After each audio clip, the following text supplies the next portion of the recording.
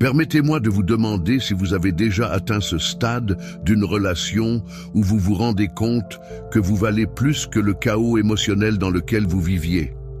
Avez-vous déjà eu la force de vous éloigner, non pas par colère, mais par sagesse ? Croyez-moi, lorsqu'une femme comprend enfin qu'elle vous a perdu, elle est frappée comme une vague froide et brutale. Mais voilà, c'est à ce moment-là que vous, en tant qu'homme de grande valeur, révélez vraiment le pouvoir de la maîtrise émotionnelle. Les stoïciens, comme Marc Aurèle et Épictète, nous ont enseigné une vérité indéniable. Le détachement émotionnel n'est pas une faiblesse, c'est une force. Lorsqu'une femme se rend compte que vous n'êtes plus disponible sur le plan émotionnel, c'est là que la véritable bataille commence. Elle ressentira le choc de vous perdre, mais ce n'est pas tout. Elle se rend compte qu'elle a perdu quelqu'un qui n'a pas besoin d'elle pour se sentir complète. Les stoïciens avaient compris ce principe. Lorsque vous êtes autonome, inébranlable dans vos principes et en paix avec vous-même, vous devenez irrésistible. Plongeons dans sa psyché et découvrons les vérités brutes qui se cachent derrière le voyage émotionnel, auquel elle est confrontée lorsqu'elle réalise qu'elle a perdu un homme de grande valeur comme vous. Premier choc. Il ne s'agit pas d'une émotion passagère, mais d'un raz-de-marée de prise de conscience qui la submerge et qu'elle ne peut ignorer. Imaginez ceci. Vous avez été une présence constante dans sa vie. Un homme qui ne l'a pas poursuivi, mais qui a plutôt vécu dans un but précis. Vous n'avez pas demandé d'attention ou de validation, et lorsque vous vous êtes éloigné, quelque chose de profond en elle s'est réveillé. C'est à ce moment-là, lorsqu'elle réalise que vous n'êtes plus émotionnellement disponible ou désireux de lui plaire, que le choc se produit. Vous voyez, les femmes sont biologiquement conçues pour rechercher la sécurité, mais pas n'importe quelle sécurité, une sécurité émotionnelle profonde. Elles veulent un homme inébranlable, stable et fort dans ses propres principes. Lorsque vous vous détachez, lorsque vous cessez de rechercher son approbation, vous créez un vide émotionnel qu'elle ne peut combler. Vous avez retiré votre valeur émotionnelle de la table et elle doit maintenant affronter la dure réalité que vous n'avez jamais été aussi facilement remplaçable qu'elle le pensait. Marc Aurèle, empereur romain et philosophe stoïcien, comprenait mieux que quiconque le concept de contrôle émotionnel. Il a écrit « La meilleure vengeance est de ne pas ressembler à celui qui a commis l'injustice ». C'est exactement ce que vous faites lorsque vous gardez votre sang-froid émotionnel et que vous vous détachez avec dignité.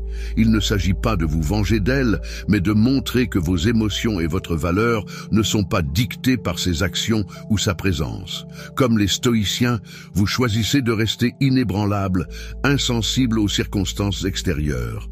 En prenant du recul sur le plan émotionnel, vous lui montrez que vous ne vivez pas en réaction à son comportement. Vous n'êtes pas sa marionnette, et c'est une prise de conscience puissante pour n'importe quelle femme. Elle ressentira ce changement, cette absence, parce que vous ne jouez plus son jeu. Le choc n'est pas seulement que vous lui manquiez, c'est qu'elle réalise que vous êtes l'homme qui a la force intérieure de s'éloigner, de ne pas se laisser contrôler par des émotions ou des moments éphémères. C'est vous qui détenez le pouvoir. Croyez-moi, cette prise de conscience est douloureuse. Le regret et l'introspection. Elle commence à se demander pourquoi elle ne s'en est pas rendue compte plus tôt. La vérité, c'est que les femmes sont conçues pour évaluer constamment ce qui les entoure. Et lorsque quelque chose de précieux leur est enlevé, leur esprit s'emballe. C'est comme si un interrupteur se déclenchait. Et maintenant, elle analyse chaque décision qu'elle a prise, chaque mot qu'elle a prononcé et chaque action qu'elle a entreprise dans la relation. Les stoïciens l'avaient parfaitement compris. Marc Aurèle a écrit un jour « L'âme se teint de la couleur de ses pensées. Lorsqu'une femme vous perd, ses pensées se tournent vers l'intérieur. Elle commence à réfléchir à la façon dont elle vous a traité, à la raison pour laquelle elle vous a peut-être considéré comme acquis, ou à la raison pour laquelle elle ne pouvait pas voir votre valeur auparavant. Cette introspection peut parfois durer des semaines, voire des mois. Voici la dure vérité, guerrier. Les femmes aiment les défis. Lorsque vous devenez distant, lorsque vous ne la poursuivez plus, l'équation émotionnelle s'inverse. Elle commence à se demander si j'ai été trop froid. Est-ce que je l'ai fait se sentir insignifiant? Elle cherchera la réponse en fouillant dans ses propres actions pour trouver ce moment où elle vous a perdu. Sa fierté peut l'empêcher de l'admettre, mais au fond d'elle-même, le regret commence à s'installer. Ne croyez pas que toutes les femmes sont à l'abri de cette introspection. Même la femme la plus indépendante et la plus précieuse remettra un jour ou l'autre ses actes en question et se demandera ce qui n'a pas fonctionné. Mais il ne s'agit pas de lui faire regretter ce qu'elle a fait, il s'agit pour elle d'accepter le fait que l'homme qui était autrefois à ses côtés s'est maintenant élevé hors de sa portée. Elle commence à sentir le poids de ses erreurs, et cela l'oblige à reconsidérer tout ce qu'elle croyait savoir sur les relations. Le désir ardent de renouer le contact. Lorsqu'une femme se rend compte qu'elle vous a perdu, la prochaine vague émotionnelle qu'elle ressentira sera le désir irrésistible de se reconnecter. Mais il ne s'agit pas de n'importe quel désir. Il s'agit d'un désir ardent, d'un besoin profond et viscéral de vous ramener dans sa vie. C'est là que les choses deviennent intéressantes, guerrier. Les femmes sont des créatures émotives et lorsqu'elles réalisent qu'elles ont perdu quelqu'un de précieux, elles veulent rétablir le lien. Elle commencera par tâter le terrain, en envoyant des messages décontractés, en faisant des allusions ou même en essayant d'entamer des conversations qui semblent inoffensives. Mais ne te laisse pas berner, guerrier. Il ne s'agit pas de curiosité, il s'agit d'une manœuvre calculée, ancrée dans la biologie de l'attirance. Les femmes essaient instinctivement de reprendre le contrôle lorsqu'elles se sentent menacées. Lorsque vous restez insensible à ces tentatives, cela ne fait qu'alimenter son désir de prouver qu'elle peut vous récupérer. Voilà ce qu'il en est. Ce désir est une manifestation de son désir de ressentir à nouveau cette sécurité émotionnelle. En tant qu'homme de grande valeur, vous devez comprendre que lorsque vous restez calme et que vous n'êtes pas intéressé par une reprise de contact selon ses conditions, cela devient encore plus puissant. Vous n'êtes plus l'homme qu'elle peut considérer comme acquis, celui qui répondra à tous ses caprices. Votre indisponibilité émotionnelle devient votre meilleure arme. Mais n'oubliez pas qu'il ne s'agit pas de jouer à des jeux, il s'agit de reconnaître sa propre valeur et de ne jamais se contenter de quelqu'un qui ne la respecte pas. Voici un autre point sur lequel il faut réfléchir. Les femmes confondent souvent leur désir émotionnel avec un désir de renouer le contact. Mais ce qu'elles recherchent en réalité, c'est un sentiment de contrôle, le sentiment qu'elles peuvent à nouveau vous influencer. C'est pourquoi vous ne devez jamais céder à la pression. Tu vois, guerrier, lorsque tu choisis d'aller de l'avant avec dignité et maîtrise émotionnelle, tu lui enseignes l'une des leçons les plus puissantes qu'elle puisse apprendre, à savoir que ses actes et ses paroles ont des conséquences. Souvenir persistant. Guerrier, lorsqu'elle vous perd, ce n'est pas seulement votre absence qui la hante, ce sont les souvenirs de tout ce que vous avez partagé. Ces souvenirs sont comme des échos aigus qui se répercutent constamment dans son esprit, lui rappelant ce qu'elle avait et ce qu'elle a perdu.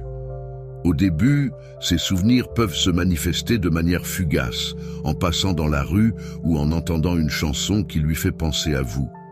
Mais avec le temps, ces souvenirs ne s'estompent pas, ils se renforcent. Considérez-les comme un lien émotionnel, quelque chose qu'elle ne peut pas facilement rompre. Ce n'est pas seulement de la nostalgie. C'est la douleur de réaliser que ce qu'elle croyait être pour toujours lui a glissé entre les doigts. Croyez-moi, guerrier, c'est une dure réalité. Tout comme Épictète, le philosophe stoïcien nous a conseillé d'être indifférents aux choses qui ne sont pas en notre pouvoir. Ces souvenirs deviennent son fardeau.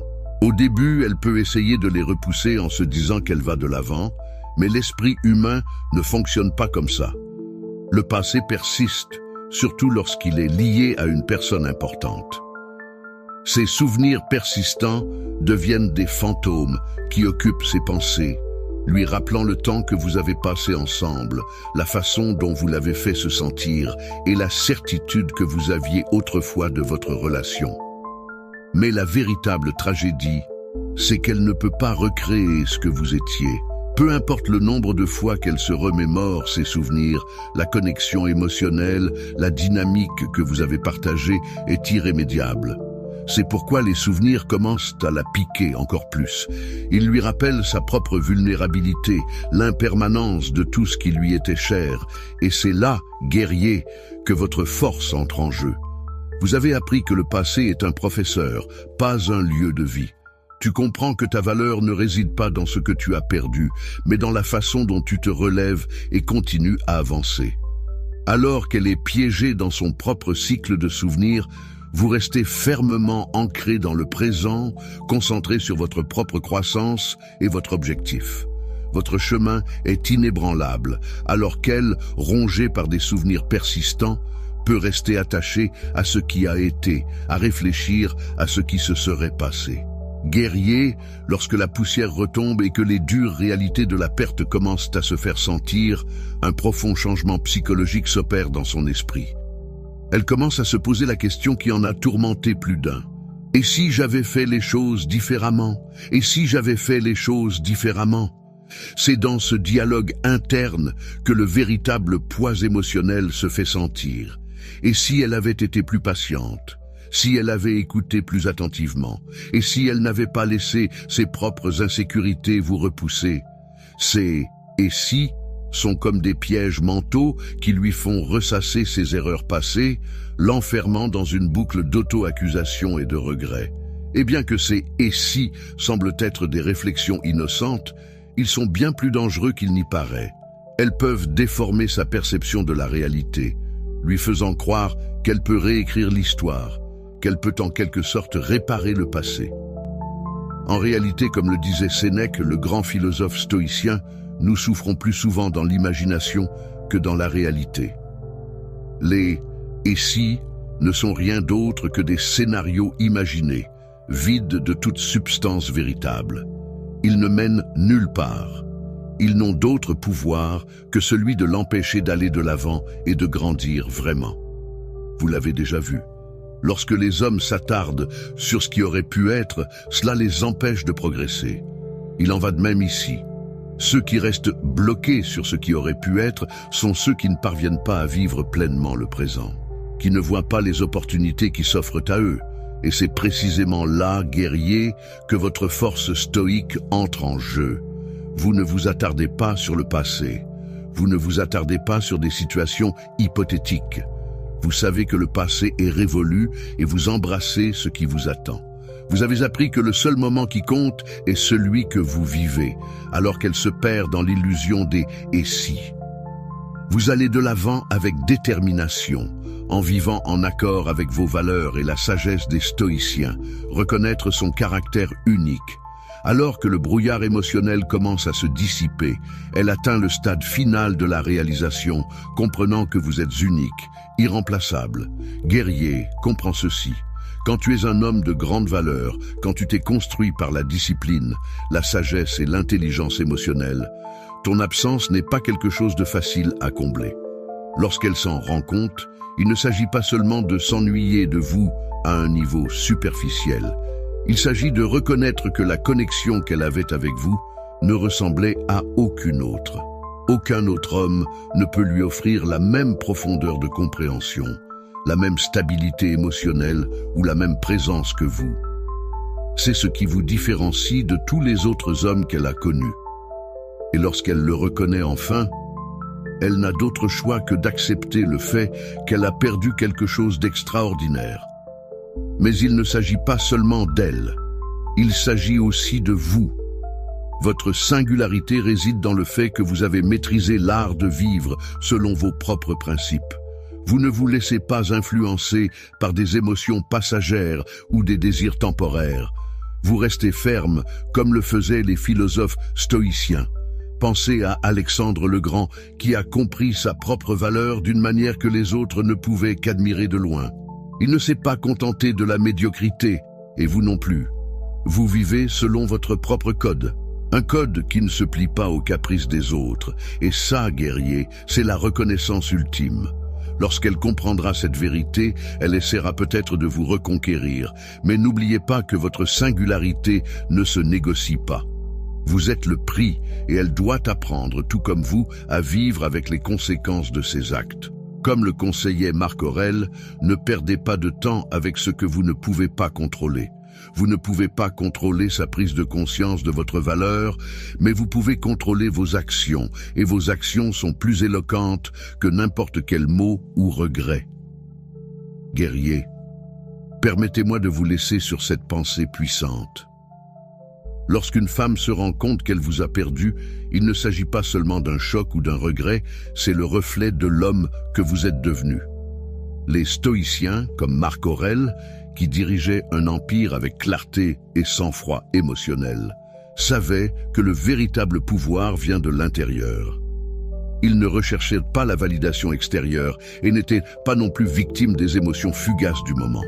Ils vivaient dans un but précis, guidés par leurs propres principes et non par le monde qui les entourait.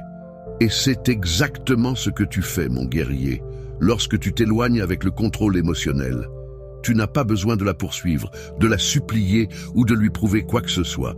Tu as maîtrisé tes émotions et c'est pourquoi elle ressent si profondément cette perte. Alors que vous poursuivez votre voyage de développement personnel, rappelez-vous ceci. Votre valeur n'est pas déterminée par la perception que quelqu'un d'autre a de vous. Les stoïciens le savaient bien. Ils nous ont enseigné que la véritable force réside dans le détachement, dans le fait de savoir que l'on est suffisant tel que l'on est. Alors, guerrier, si tu es prêt à incarner l'état d'esprit stoïcien, à rester émotionnellement inébranlable et inébranlable dans ton objectif, alors laisse un commentaire disant « Défi accepté ».